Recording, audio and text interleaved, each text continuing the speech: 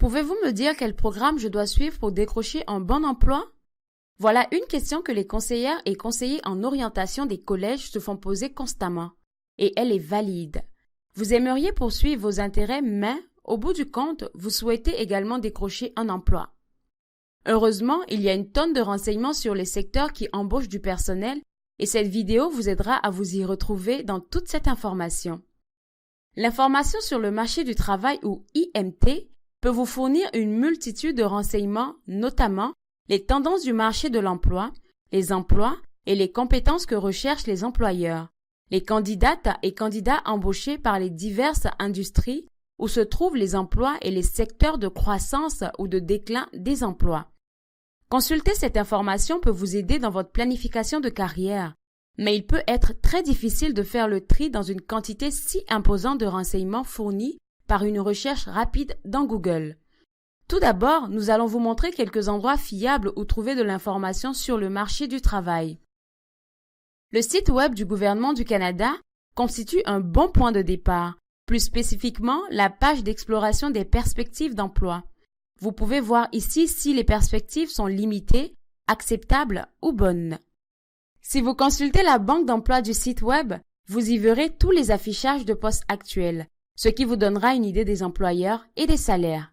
Le site web provincial du marché du travail fournit également d'excellents renseignements sur les tendances du marché de l'emploi en Ontario. Vous pourrez chercher ici par profession ou métier et accéder à des renseignements sur la croissance de l'emploi et les salaires, entre autres. Statistique Canada est également une excellente ressource pour trouver de l'information sur le marché du travail, y compris les taux d'emploi à la grandeur du pays. Maintenant que vous avez une idée des endroits où chercher de l'information, voici des choses importantes à vous rappeler lorsque vous passez en revue l'information sur le marché du travail. Vous devez vous assurer que l'information provienne d'une source fiable, par exemple les sites web gouvernementaux que nous venons de voir. Portez un regard critique sur les données présentées. Quelle est la taille de l'échantillon des données statistiques? Bref, a-t-on consulté suffisamment de personnes afin que l'information soit fiable?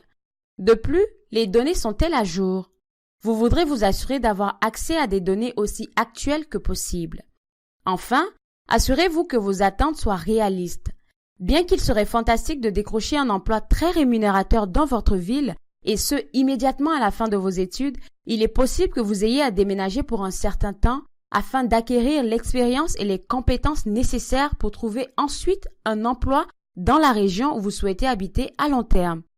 Souvent, les communautés rurales et éloignées fournissent davantage d'opportunités que vous n'en trouveriez dans les grands centres urbains, où la concurrence pour les emplois peut être féroce.